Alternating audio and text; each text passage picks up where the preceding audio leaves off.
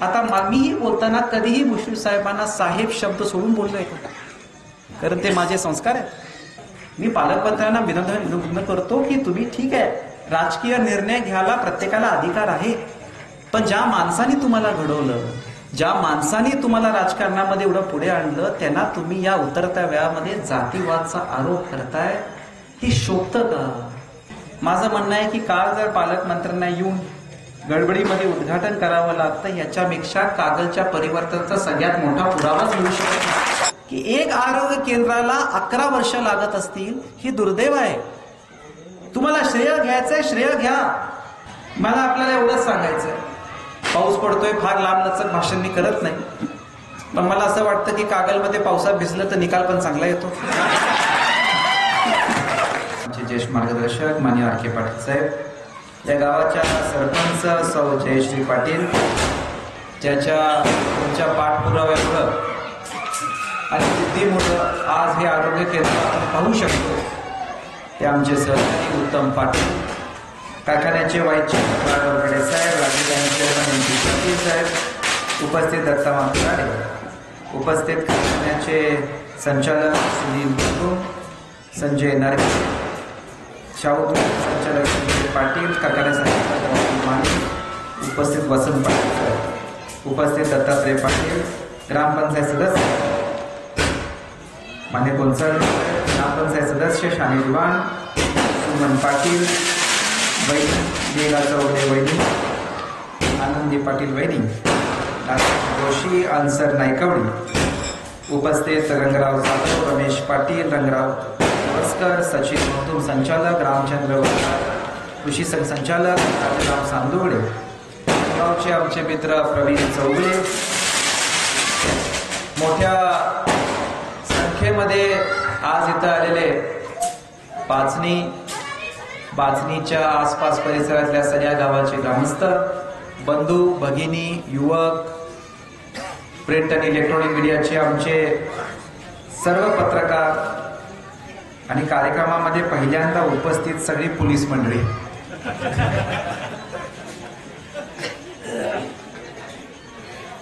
मी आज खरं सांगू आरक्यांना, आज तुमच्या मुलाचं आणि सुनबाईंचं भाषण ऐकून मला वाटत नाही आता मला काय बोलायची तर आवश्यकता पण राहिली नाही.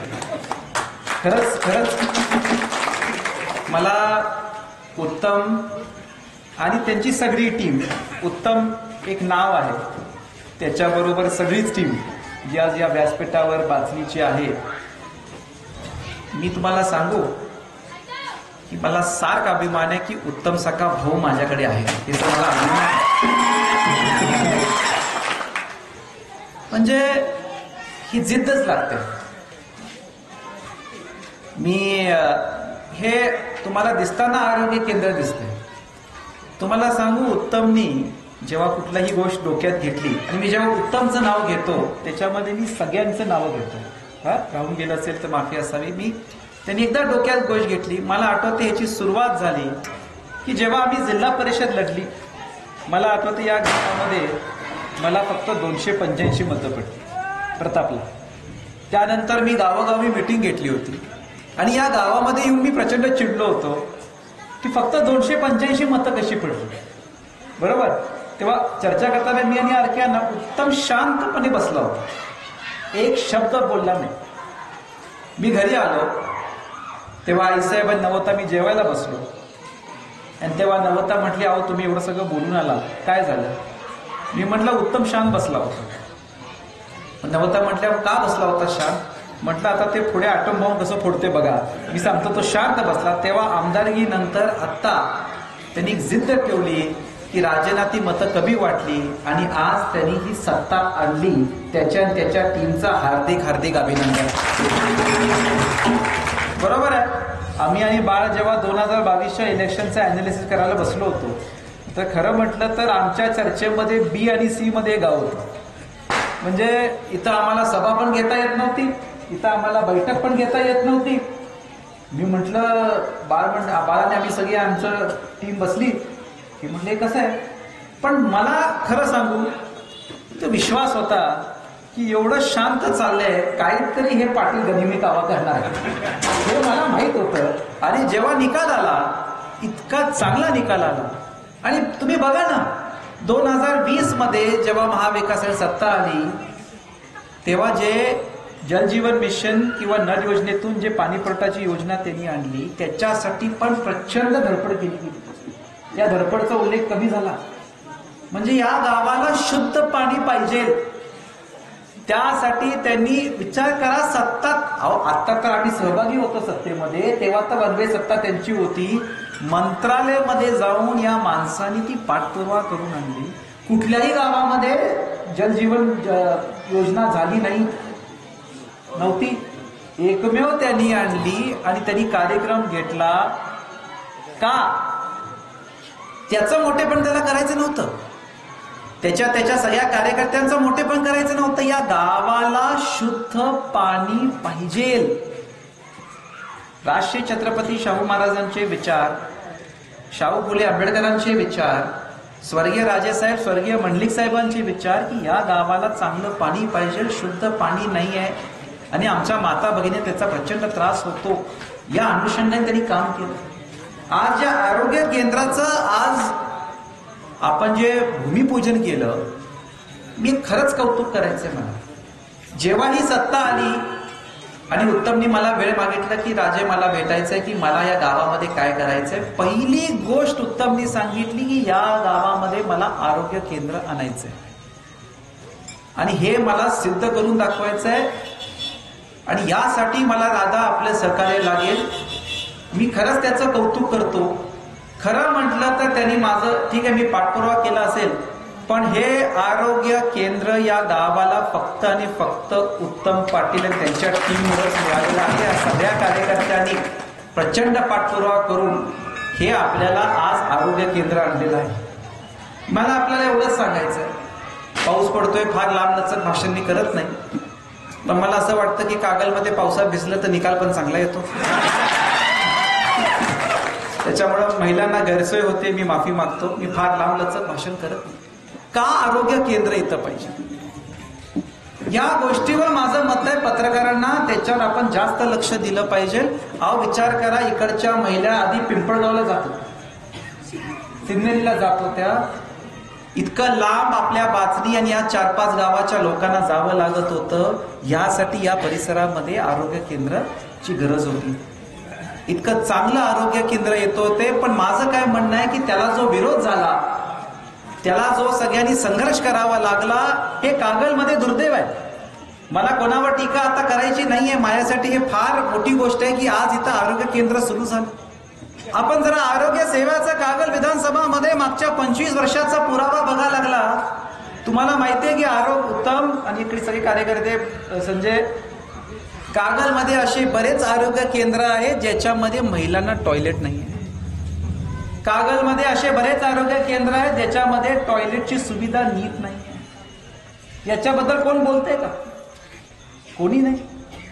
आज महिलांना विचार करा की त्या काय अडचणीमध्ये त्या आरोग्य केंद्रात जावं लागत असेल. आज एवढ्या 25 वर्षामध्ये मला सांगा, काही लोकांना आजही आपल्या भाषणामध्ये उल्लेख करावा लागतं की मी पुन्हा मुंबईला तुम्हाला उपचाराला घेऊन जाऊ. मी कोणावर टीका करत नाहीये, ही फार दुर्दैवी गोष्ट आहे की शाहू महाराजांच्या कागलमध्ये आज आरोग्य सुविधा आपली बरोबर नाही. त्यासाठी आपल्याला पुन्हा मुंबईला 25 वर्षापूर्वी तुम्ही जसं घेऊन जात होता, 25 वर्षानंतर लोकांना पुण्याला घेऊन जावं लागतं. ह्याच्यापेक्षा एवढी सगळी मंत्री पद या मतदारसंघाला मिळून ही अवस्था आहे. आणि त्याच्यामध्ये एक बाचणी गावाने आम्ही स्वप्न बघितलं की एक आरोग्य केंद्र व्हायला पाहिजे, त्याला विरोध केला. आणि सगळ्यात दुर्दैवी गोष्ट म्हणजे आपण जेव्हा स्वतःला पुरोगामी म्हणतो, काळंबावाडी वसाहतमध्ये ख्रिश्चन समाजाला विनाकारण उठवून बसवलं. हे पुरोगामी तत्व आहे का? आज मी त्या सगळ्या ख्रिश्चन समाजाला सांगतो, हे आरोग्य केंद्र जेव्हा होणार आहे त्याच्यामध्ये गावाचे फक्त ख्रिश्चन समाज सोडूनच आरोग्य सेवा घेणार आहे का? तुमच्या आरोग्य सेवेसाठी आम्ही सगळ्यांनी काळजी घेतलेली आहे. हे पुरोगामीचं सगळ्यात मोठं प्रतीक आहे, समजून घ्या. आणि काय चूक आहे हेच मला लक्षात येत नाही. आज मला सांगा, की हे आरोग्य केंद्र झाल्यामुळं आज किती मोठ्या प्रमाणामध्ये लोकांना सुविधा मिळेल, किती मोठ्या प्रमाणामध्ये महिलांची सोय होईल. आज नवता घाडगेंच्या माध्यमातून आपण केअर फॉर हरच्या निमित्ताने कॅन्सर बद्दल अवेअरनेस तयार करतो. माझं स्वप्न आहे की या आरोग्य केंद्रामध्ये येत्या काळामध्ये आपण एक कॅन्सरचं एक कन्सल्टेशन खुली पण ठेवला पाहिजे. मी भागात फिरतो, किती महिलांची कॅन्सरमुळे मृत्यू होते. कारण महिलांना संकोच असतो की पुरुषाला सांगायचं कसं की मला कॅन्सर झाले.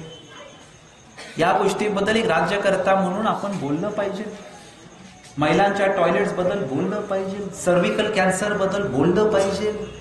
हे या आरोग्य केंद्रामध्ये ती सुविधा झाली, तिथं महिलांना आपण ते कन्सल्टेशन देऊ शकलो तर किती असंख्य महिलांचे आपण जीव वाचवू शकू याचा विचार आपण केला पाहिजे.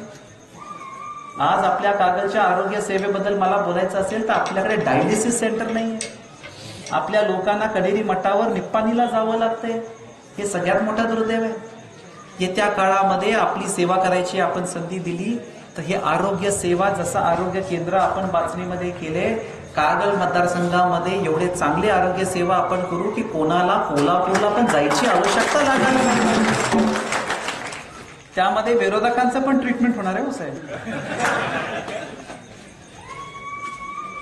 एक समजून घ्या, सर्व पक्षीय कार्यक्रम मी त्याला म्हटलं जेव्हा हे आरोग्य केंद्र सँक्शन होईल, सर्व पक्षीय कार्यक्रम कर. तुम्हाला राजे कशाला नाही, सगळ्यांचा त्याच्यामध्ये हातभार आहे. आपण सर्वप्रथम सर्व पक्ष केलं पाहिजे. आणि यासाठी मी आज आपल्या सगळ्यांना सांगतोय की आपल्या सगळ्यांचं आपल्याला साथ लागेल. आता टीका टिप्पणी जी झाली आहे, काल माझ्यावर टीका टिप्पणी केली गेली. काय बोललं गेलं की मी जन्माला पण आलो नव्हतो, राजकारणात जन्मात आलो नव्हतो. जेव्हा या 2013 मध्ये ना 2013 मध्ये या आरोग्य केंद्राला परवानगी मिळाली. बरोबर आहे, मी राजकारणामध्ये जन्माला आलोच नव्हतो. पण माझा हा प्रश्न आहे की 2013 ते 2024 11 वर्षामध्ये तुम्ही आपण किती वर्ष मंत्री होता आणि का 11 वर्षामध्ये या गावाला आरोग्य केंद्रापासून आपण वंचित ठेवायचं, समाजाला एकातर्फी उठवून बसवायचं, हे का करायची आवश्यकता आहे आपल्याला? 11 वर्षामध्ये हे आरोग्य केंद्र का झालं नाही? आज मी इथं येताना मी आलो कुठून? उत्तूर मधून. काय आहे उत्तूर? आंबेहोल धरण. 15 वर्षापूर्वी स्वर्गीय बाबासाहेब कुपेकरांनी तिचं भूमिपूजन केलं. 30 कोटीचं धरणाचं बजेट होतं. मागच्या सरकारमध्ये 227 कोटी आपण करून आणले. आज ते धरण 5व्या वर्षात पूर्ण भरलेलं आहे. ती लोक आजही आमचे आभार व्यक्त करतात. काय किंमत लावणार त्या पाण्याची 15 वर्षाची? काय किंमत लावायची त्या पाण्याची ज्या लोकांना वंचित राहिलं? का मतदारसंघाने एवढे मंत्रीपद घेऊन पाण्यापासून वंचित राहायचं? हा प्रश्न विचारायची गरज आहे. राजेसाहेब मंडलिक साहेबांचा संघर्ष होता, पण दोघांनी संविधानात पदाचा पद असो का नसो लोकांच्या कल्याणासाठी कामं केली का नाही? आणि त्यासाठी मी सांगतो की एक आरोग्य केंद्राला 11 वर्ष लागत असतील, ही दुर्दैव आहे. तुम्हाला श्रेय घ्यायचंय, श्रेय घ्या. आता पण बघा, जिल्हा नियोजनचे सगळे पैसे थांबवले, 5 आरोग्य केंद्राचे पैसे थांबवले. मी तर म्हणत होतो माझे थांबवले, किमान ते आरोग्य केंद्र तर करा, लोकांच्या सुविधा तर होतील. तुम्ही श्रेय घ्या, हरकत नाही, पण सगळं थांबवलं. आणि मग प्रश्न येतो की मी राजकीय जन्माला आलोच नव्हतो. बरोबर आहे, पण तुम्ही ही कामं करत नाही म्हणून तर माझा राजकीय जन्म झाला ना. राजकीय जन्म माझा नाही झाला, राजकीय जन्म कागलच्या येत्या परिवर्तनाचा झालाय. त्याच्यामुळं माझी सगळ्यांना एकच म्हणणं आहे, आपण सगळ्यांनी येत्या कागल गडिंग्लज उत्तूरच्या परिवर्तनावर विश्वास ठेवा. हे परिवर्तन आपलं आहे. कधी मी माझ्या भाषणामध्ये संबोधित करताना आज दिवसभर माझे रोज सकाळपासून संध्याकाळी दौरे आहेत. मी तुम्हाला सांगू, उत्तम पाटलांनी म्हटलं की राजांना एक संधी द्या, राजांना एकदा मतदान करा. मी दुरुस्ती करतो, मी इथं कोणालाही मतदान मागायला आलो नाही. हा समरजित घाडगे फक्त आपल्या लोकांचा आशीर्वाद मागायला तुमच्या समोर आलाय. का माहितीये का? 3,37,000 हे कागलचे मतदार नाही आहेत, हे माझे कुटुंबाचे सदस्य आहेत. माझ्या कुटुंबाचे सदस्य आहेत. मी जेव्हा उत्तमला भाऊ म्हटला तर 3,37,000 बहीण भाऊ आहेत माझे. मी जेव्हा महिलांच्या आरोग्याचं बोलतो, कॅन्सरचं बोलतो, कर्करोगचं बोलतो, महिलांच्या टॉयलेट्स बद्दल बोलतो, त्याची काही लोक नंतर थट्टा पण करतील. का करतो? कारण माझ्या घरची आई, माझ्या घरची बहीण यांनाही अशी दुविधा व्हायला पाहिजे, त्रास व्हायला पाहिजे, हे समर्जी घाटगेला कधी आवडणार नाही.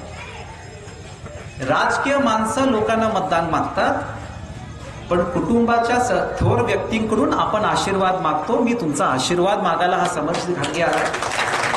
येत्या काळामध्ये मी आपल्या सगळ्यांना विनंती करतो की आपण सगळ्यांनी एकजूट होऊन आपले जे पै पाहुणे लोक आहेत त्यांना भेटा. सर्व गटाच्या लोकांना म्हणतं हे परिवर्तन तुमचं आहे. आदरणीय शरदचंद्र पवार साहेबांच्या नेतृत्वाखाली आपण या मतदारसंघामध्ये सुराज्य आणायचं आहे. आणायचं का नाही? आणायचं का नाही? आणि त्याचं प्रतीक काय आहे? तुतारीच. प्रतीक त्याचं तुतारीच आहे. आणि त्यामुळं आपल्याला या परिसरामध्ये सुराज्य आणायचं असेल, मी तुम्हाला आज एक गोष्ट सांगतो की याच्यामध्ये प्रत्येक व्यक्तीसाठी आपण काम करायचंय, प्रत्येक व्यक्तीच्या सेवेमध्ये आपण राहायचंय.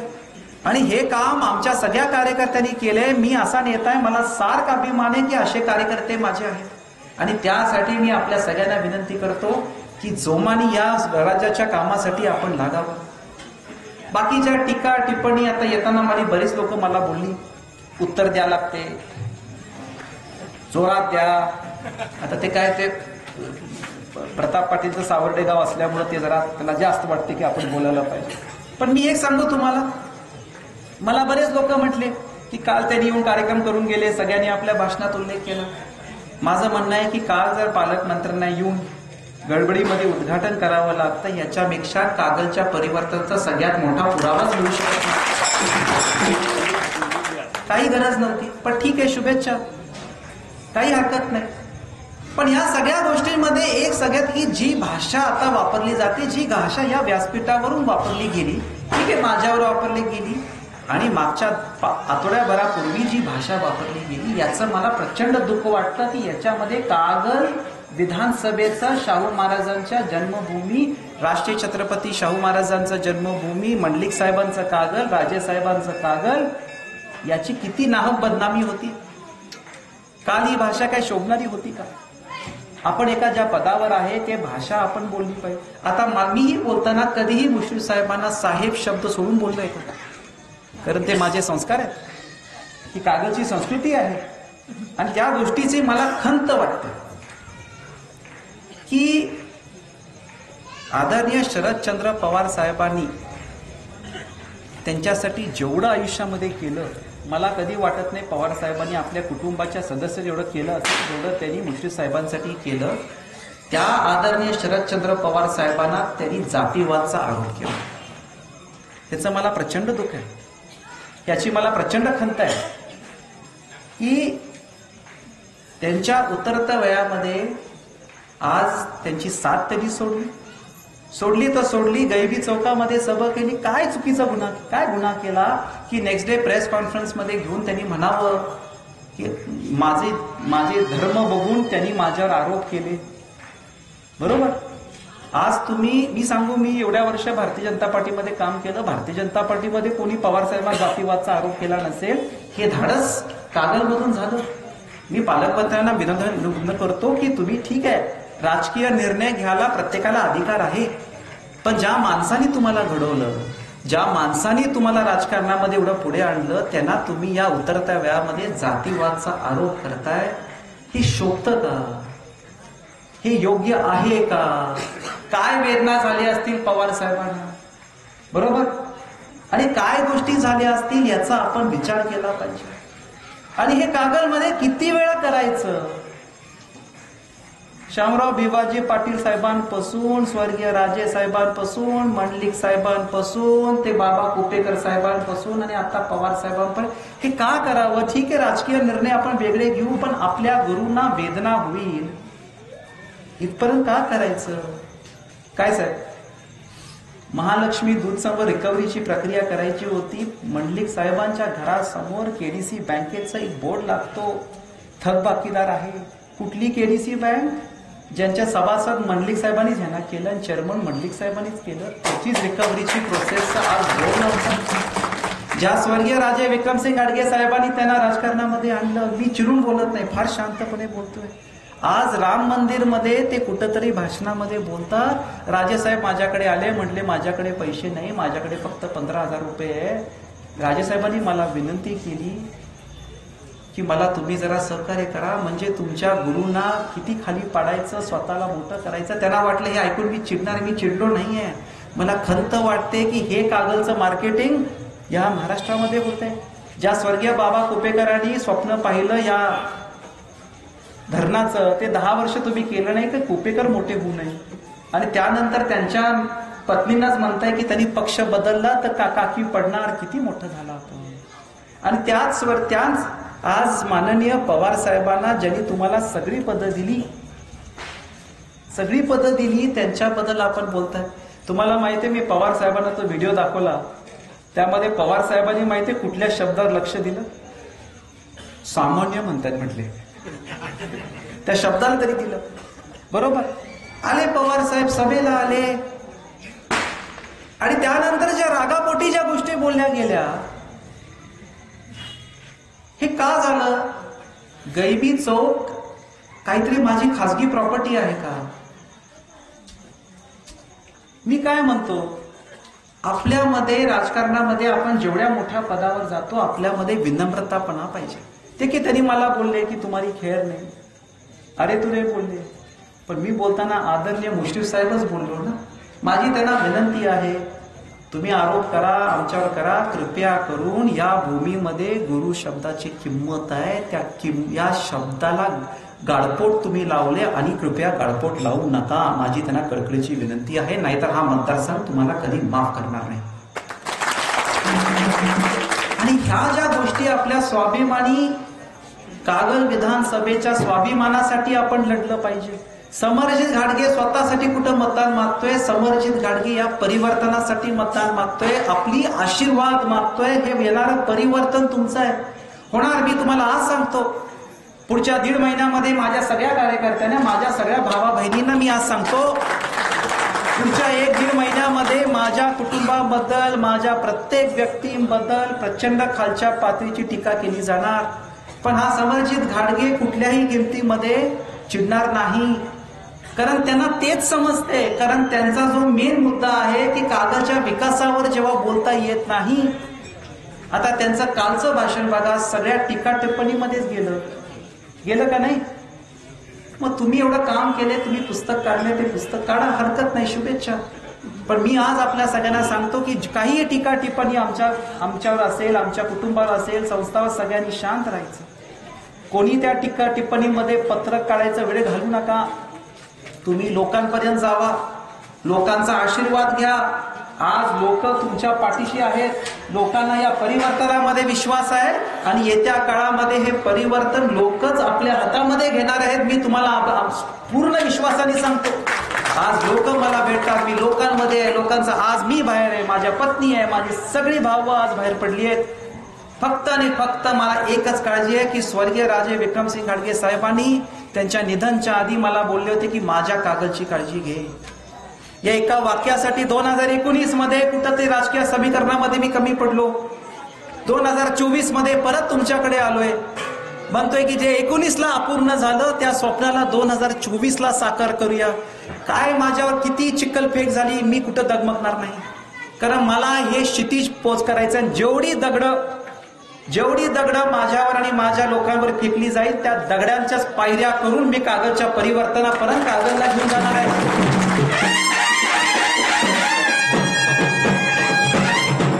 त्यासाठी मी आपल्या सगळ्यांना कळकळीची विनंती करतो, हा समरजित घाडगे तुमचा भाऊ, हा समरजित घाडगे तुमचा मुलगा, तुम्हाला सांगतोय तुमच्या भावावर विश्वास ठेवा, तुमच्या मुलावर विश्वास ठेवा. मागे काय झालं मला कोणावर टीका टिप्पणी करायचं नाही, पण कागलच्या उज्ज्वल भविष्यासाठी, कागलच्या विकासासाठी, कागलच्या स्वाभिमानासाठी, कागलच्या सुराज्यासाठी, कागलच्या शिवशाहूच्या विचारासाठी आणि कागलच्या पुरोगामी विचारासाठी आदरणीय शरदचंद्र पवार साहेबांच्या नेतृत्वाखाली आपल्याला येत्या काळामध्ये परिवर्तन घडवायचं आहे. कोणाला 25 वर्षाची आपण साथ दिली. काय मिळालं काय नाही मला मी त्या विषयात पडायचं नाही. एकदा तुमच्या मुलाला संधी देऊन बघा, तुमच्या भावाला संधी देऊन बघा, तुमच्या घरच्या माणसाला संधी देऊन बघा. काय केले किती केले. आज समरजी घाडगेपेक्षा त्यांचा कार्यकर्ता बोलतो. भ्रष्टाचार मुक्त पारदर्शक व्यवहार आणि लोकांच्या सेवेमध्ये माझे सगळे कार्यकर्ते आहेत. काय अभिमान आहे मला की माझे असे कार्यकर्ते आहेत. मला कधी कधी म्हणतात की तुमच्या घरातले कुटुंबाचे सदस्य कमी पडतात. मला काळजी नाही, माझे कार्यकर्तेच माझे कुटुंबाचे सदस्य आहे. अख्खं कागल माझं कुटुंब आहे. याच्या विकासासाठी आपल्याला काम करायचं आहे आणि येत्या काळामध्ये या समरजित घाटगेला आपण एक संधी द्या आणि आपला लोकसेवक म्हणून राष्ट्रीय छत्रपती शाहू महाराजांचा वारसा चालवायची एक संधी द्या अशी कळकळीची विनंती करून मी आपल्या सगळ्यांना एवढंच सांगतो. स्वर्गीय राजेसाहेब आणि मंडलिक साहेबांचे विचार आपण अंमलबजावणी करू. आणि मी तुम्हाला सांगतो, तुम्ही फक्त तुम्हाला पटलं तुमच्या पै पाहुण्यांकडे तुम्ही हा संदेश घेऊन जावा. तुम्ही बाहेर पडा. आता भाषण कमी. आता लोकांना भेटा, लोकांमध्ये राहावा, लोकांचा आशीर्वाद घ्या. मला दिवसामधून एवढ्या लोकांचे फोन येतात, आम्ही हाय तुमच्या पाठीशी. विरोधकांमध्ये तर केवढे फोन येतात मला पण सांगता पण येत नाही. आणि त्याच्यामुळं मी आज आपल्याला सांगतो की आज हे तुतारी जी आहे हे आपल्या येणाऱ्या सुराज्याचं प्रतीक आहे. आणि त्यामुळं आपण सगळ्यांनी मी आता एक घोषणा देतो, त्याला आपण प्रतिसाद द्या. रामकृष्ण हरी. रामकृष्ण हरी.